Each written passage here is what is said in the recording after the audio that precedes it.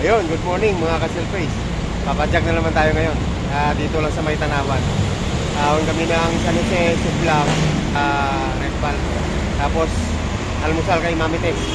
So, let's go. Ang kasama ko ngayon, ayan, Sir. Good morning. Yes, Toto. Toto, good morning. Good morning. Yun, nakapagpaalam kay Mrs. Let's go na. Yun o, kanlalay na kami. May dadaanan pa kami dito. Ano na namin si Alvin, ayan o. Alvin, good morning, good morning. Good po. Yan. Ano naman? Lapit. Kainan meron. Alright, let's go na kami.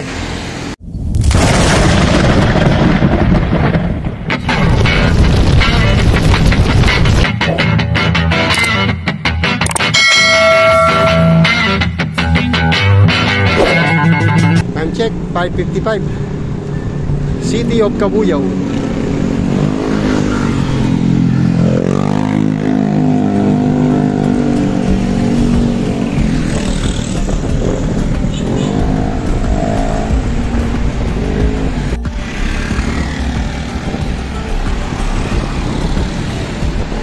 Malapit na kami sa checkpoint. 6:07. Sa isang oras na padyak na rin kami. Tapos, pagka 19.88 kilometers. Ayan, checkpoint. Mga master. Ayan, my Dito view. ulit tayo. Inaantay pa ba tayo? Wala na. Wala na. Let's go! Writing, inano ko eh. Oo. Wala pa reply eh. Daanan natin.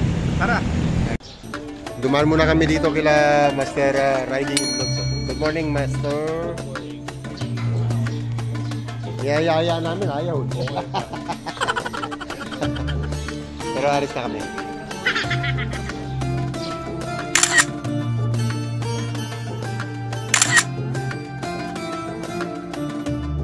Ayun, Santo Tomas na. Maligayang pagdating sa lalawigan ng Magigiting, Batangas. Yun o.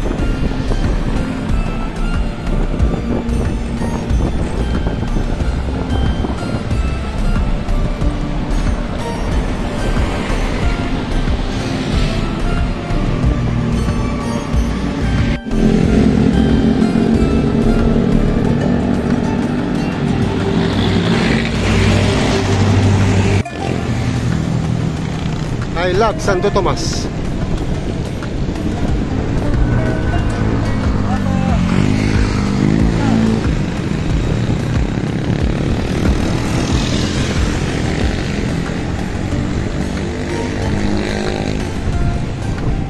Ayan, Tanawan City na mga ka-Silface.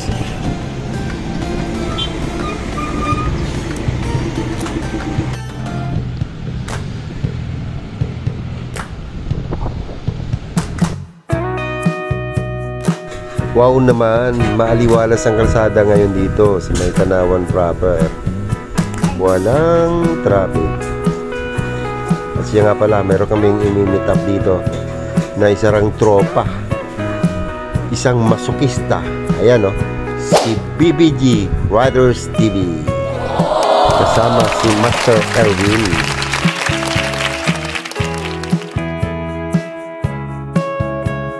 Kaya pagkatapos ng batian at kamustahan, padyak ulit kami.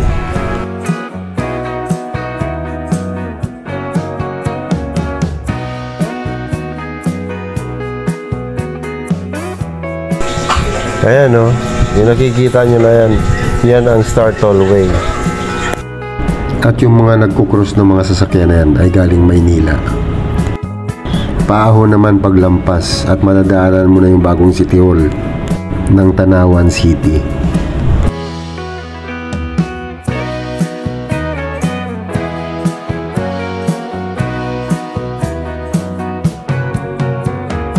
Mahaba-haba pang ahon ang aming tinaha paglampas ng Tanawan City Hall, hanggang sa kami ay makakita ng kainan dito at kami ay kumain muna. Shoutout nga pala kay Master BBG sa libreng palmusal sa amin Masarap yung kainan dito. Maraming mga putahe at bagong luto. A few moments later. At pagkatapos nga namin kumain ay pumadyak na uli kami. At enjoy na enjoy yung padyakan namin dito dahil mahaba-habang lusong ito. Kaya dito ay mapapasigaw ka na ng sarap magbike.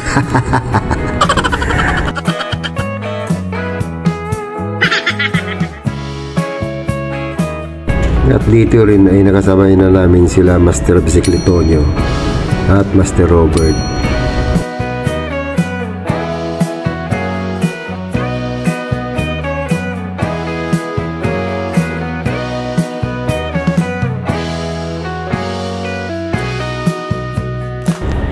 Bali, siyam na kaming bikers ang pumapadyak dito.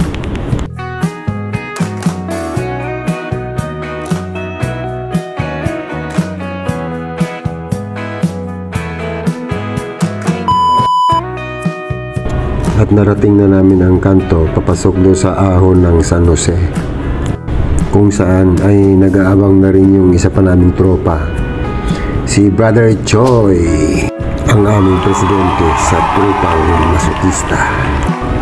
So yan, nagkamustahan, nagkabatian, nagkatawanan. Mauna na yung malalakas. Go, go, go! Start ng ahon. Ano siya?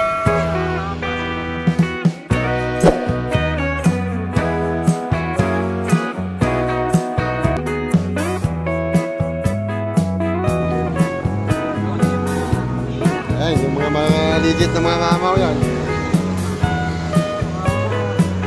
Go, go, go, go. Sa uli lang ako.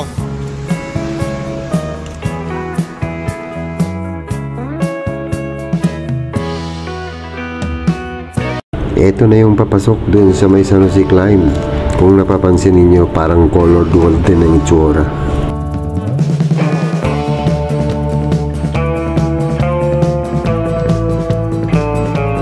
Hindi mo pa mararamdaman ang ahon dito pagka papasok.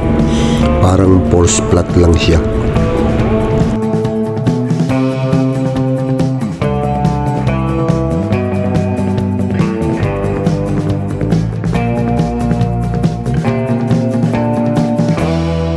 Sa unahan nito may bagong gawang kalsada. Sa mga gilid may mga naanod na buhangin at mga tuyong dahon. Malamang ito yung resulta ng bagyong Christine.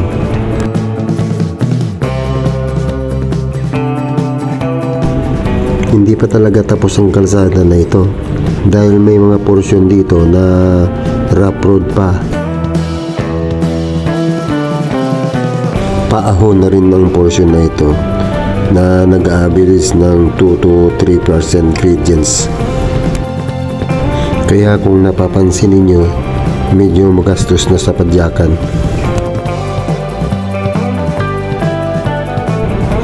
Maganda naman yung pagkakagawa ng kalsada, pero sana lang lagyan ng maayos na drainage. Siyempre, iba yung may sariling daanan yung tubig para hindi ka agad masira ang kalsada.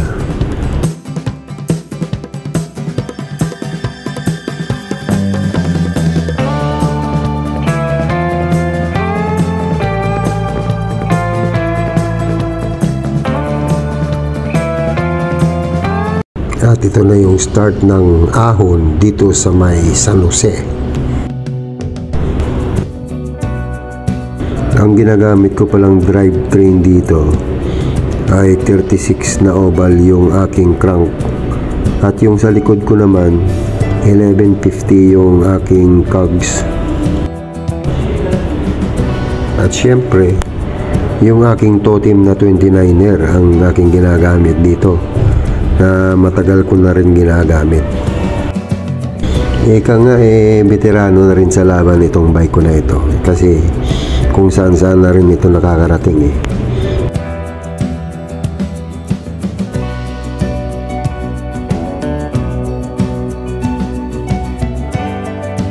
Sa mga ganitong ahunan, syempre mas advantage yung malaki yung sprocket para pagdating sa mga matatarik makapag-adjust ka ng konti. Base sa aking isang katropa, pumapalo ito ng 25 to 30 ang gradients ng ahon dito sa may San Jose. Kaya talagang kailangan dito may konting practice din bago ka umahon. Nasa estimate ko, nasa 300 meters din ang ahon na ito, ha. Kaya pagka hindi na kaya sa 1212, magtulak ka. Wala namang bayad ang magtulak eh. Ang mahalaga, mai-enjoy mo yung pagpapadyak mo. O kita nyo naman yan, di ba? Malilim, walang init, may hingal, pero caring naman. Kaninang papasok pa lang kami, kompleto kaming 10. Ayan, nung nasa ahon na, hiwa-hiwalay na. Kanya-kanya ng padyak. Kanya-kanya ng diskarte dito kung paano malalampasan ang hamon ng ahon dito sa may San Jose. At yan na nga mga ka-chelpis, nalampasan na. Tagumpay! Pero grabe ang tagaktak ng pawis ko dito, ha. Nice! At yun, nadali namin yung San Jose climb. Ayos.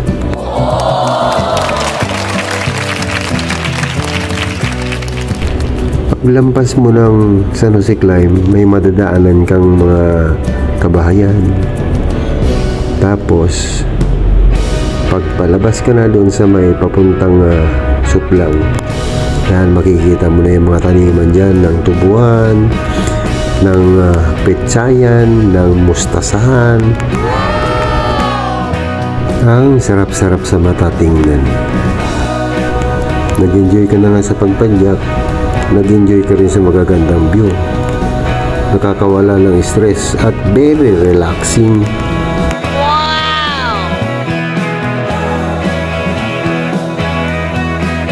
At ito ay palabas na kami, papuntang Suplang naman.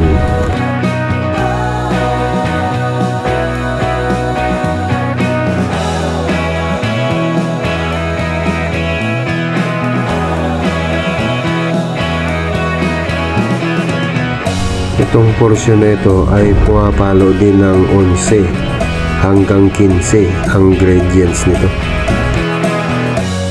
Siyempre, gagamitan na naman natin ang technique natin ito na 1-2-1-2.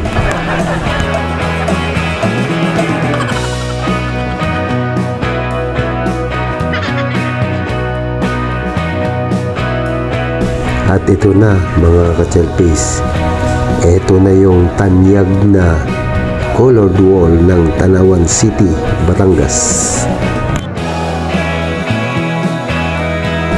Sadyang mabigat din ang ahon na ito na pumapalo din ng 18% gradients. Masakit din sa panga.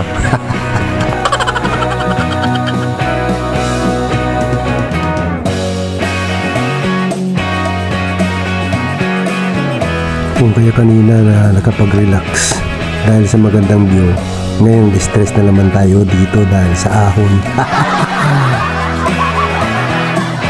Pero sige lang, tiyaga-tiyaga lang tayo. Basta may tiyaga, may nilaga.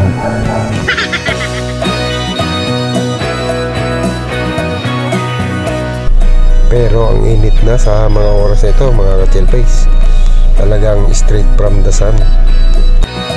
Tiyempong-tiyempo itong ahon ng colored wall.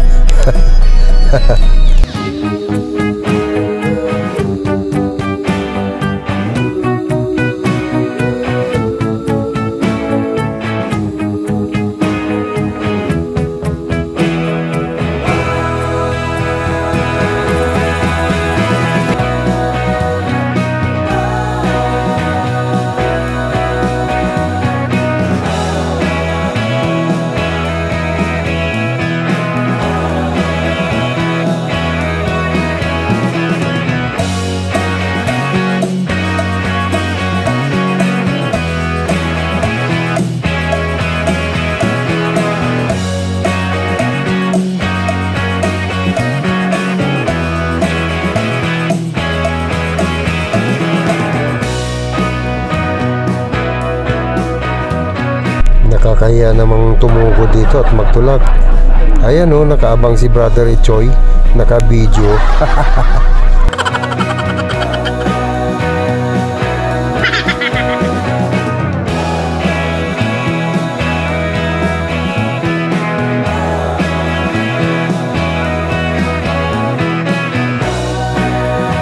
At dahil sa tiyaga at 1-2-1 to, nalampasan din ang ahon ng colored wall.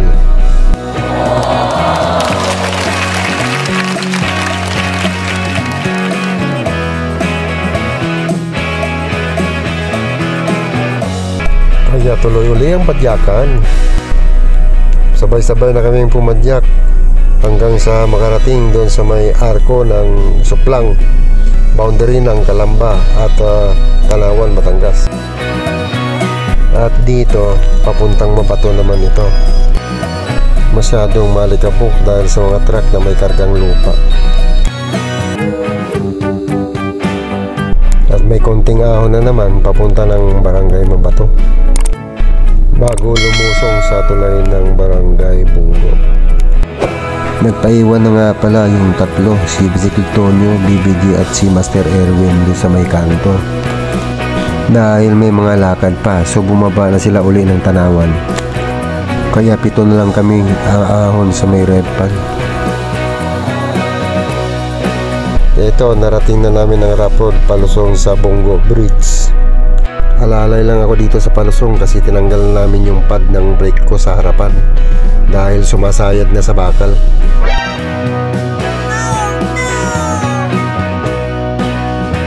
At ito na nga yung tulay at may namit kami rito na taga-Imus. Ang dami nila. Siyempre, kapwa biker, nagkamustahan kami dito. At siyempre, nagpa-picture-picture din.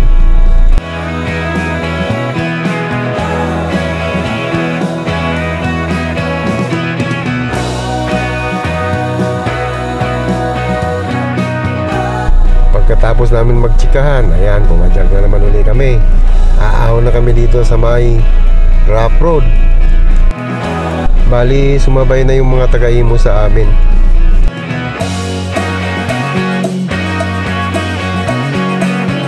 Dito sa may rough road na ito, kailangan din medyo marunong kang manimbang dahil pagka hindi mo maahon din itong rough road na ito kasi madulas.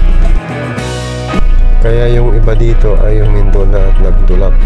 Kasi nga yung mga taga-Imus, first time na nilang makarating dito. May malalalim na parte kasi ang lugar na ito, yung mga dinaanan ng tubig. At saka mabuhangin siya kaya pagka pinadyakan mo, hindi kumakaskas ang gulong. Kaya yung mga kalbo ang gulong dito, lugi.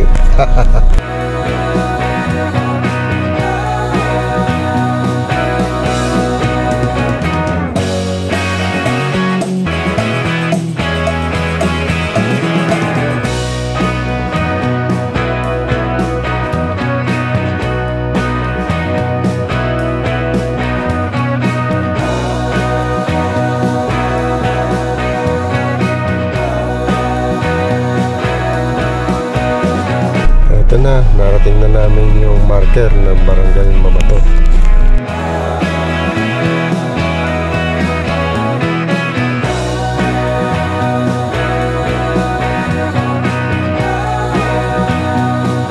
Pagkatapos namin mag-regroup dito at nagpa-picture-picture, sumabay na kami sa taga-Imus.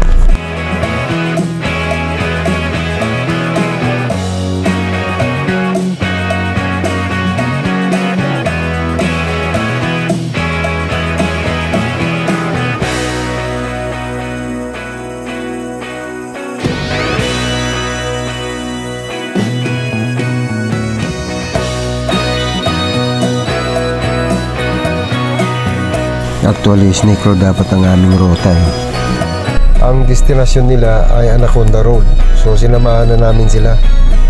Kaya pagdating sa unang kanto, kumana na kami.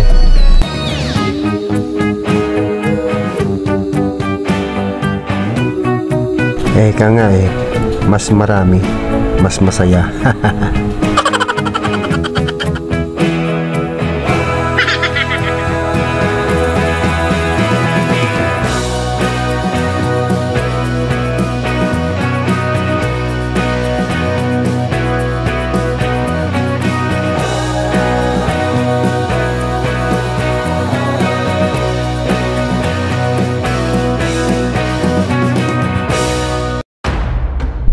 na ang paborito ng lahat, ang matalik na ahon ng Anaconda Road. Unang padyak, hingal.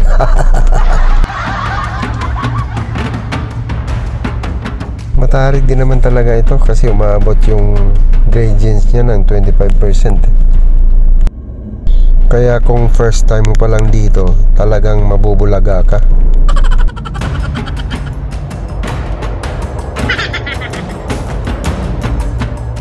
Kaya yung nasanahan ko na yan, ayan yung mga nabulaga.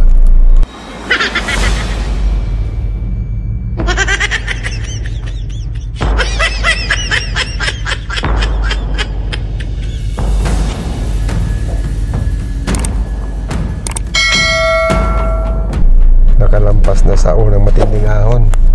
Meron pang pangalawang ahon nito mga ka-chillpace, yung pasiko. Ang technique lang naman dito dapat ang bigat mo nasa harapan ng bike mo. Kasi umaangat ang harapan mo dito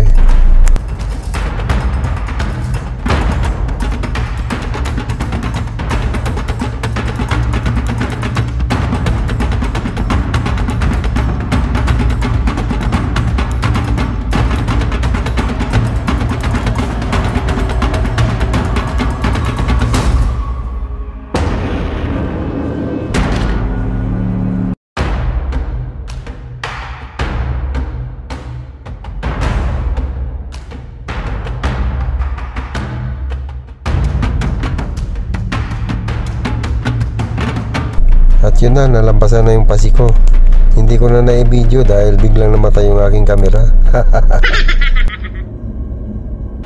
Yung dalawang portion lang naman na yun ang matatarik. Pagka nalampasan mo na yun, banayad na ahon na yung mga kasunod. Nag-average na lang ng 12. Ang pinakamataas na lang dito ay 16%.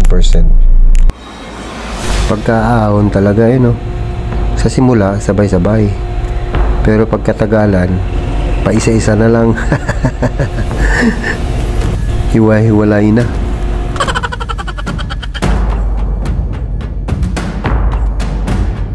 Hirap na si Chilroy Dusi. Nakaramdam na ako dito ng pamumulikat ng aking mga paa. Naninigas na yung aking mga binti rito Tinitiis ko na lang. Malapit na kasi ang labasan dito.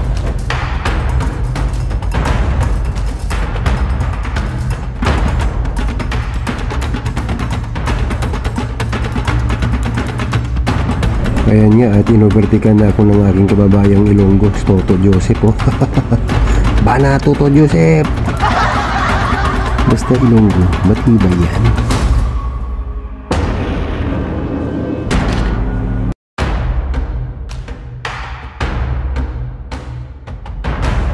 Ito na yung last stretch ng ahon dito sa may Anaconda Road. Kaya konting 1-2-1-2 pa.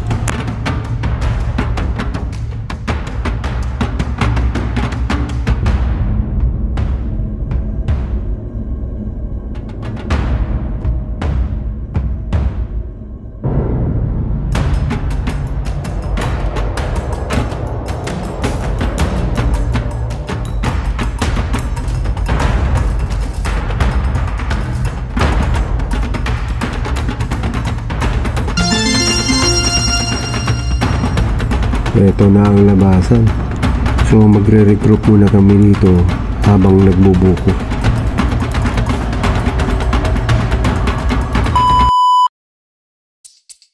Ayan, pagkatapos ng tambay, inom ng buko, pahinga, at konting tsikahan sa mga taga-Imos. Pumadyak na kami ulit. Yung mga taga-Imos naman ay bumaba muna doon sa may Snake Road at aahunin nila ulit. Dahil first time nila, so sinulit na. At kami naman, ayan, dinadali na namin yung huling ahon na matarik. Mahaba-haba rin itong ahon na ito Nag-average din siya ng 22% gradients. Kaya nga pagka umahon ka na sa Anaconda Road at Snake Road, malamang makakaramdam ka dito ng pananakit ng binti. May mga kasunod pa itong banayad na mga ahon Pero pagka nalampasan mo ang portion na ito, medyo hayahay ka na. Tanghali na ito medyo nakisama rin ang panahon. Bali natabunan ng ulap yung mainit na araw kanina. So kanina yung pagtitiis, hindi nagdagan ko pa ng pagtitiis ulit para malampasan lang itong mga ahon na ito. Wala eka nga favorite place na ito. Pagka short ride lang, ito talaga ang puntahan. Ito talaga ang pinakamagandang lugar para sa mga short ride lang. Tapos yung mga nagre-recovery ride, dito talaga ang puntahan. Kasi nga kompleto to may lusong, may mga tatarik na ahon. Sulit na sulit talaga. Ayan nakatingala na naman ang kalsada. No.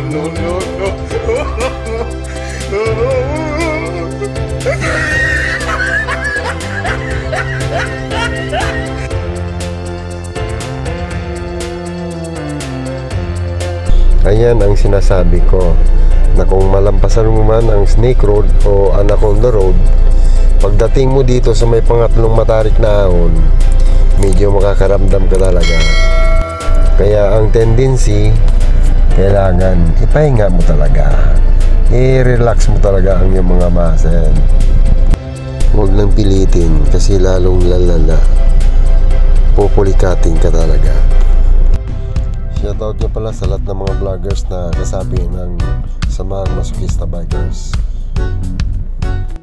Ingat kayo mga masters. Kay Mickey TV at kay Alpha Pawis TV, Banayad Vlog PH, kay Kimbo Outdoor. Ayun Dap-dap na. Nakaraos na naman uli.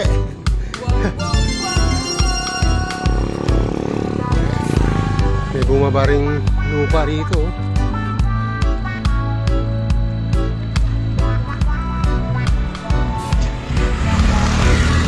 Ito yung portion na to.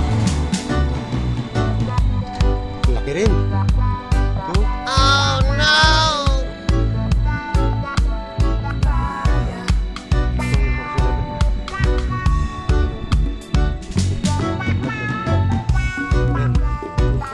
As usual.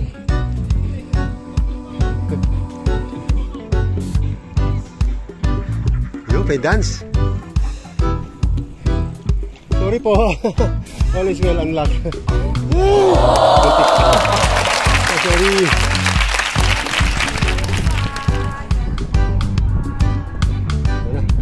Dito na kami. Ayan. Ebidensya. Dito na kami. Unlock na naman. First time.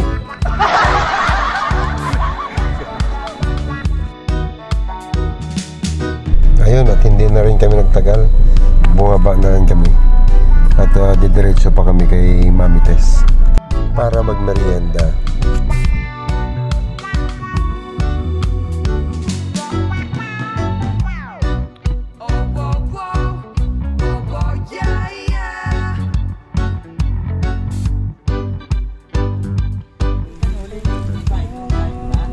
Road bike yata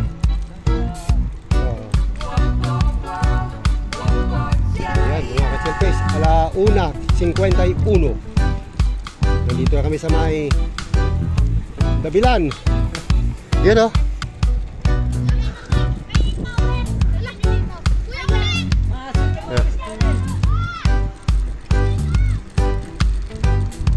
Dito na kami lumusot, nag-shortcut na kami.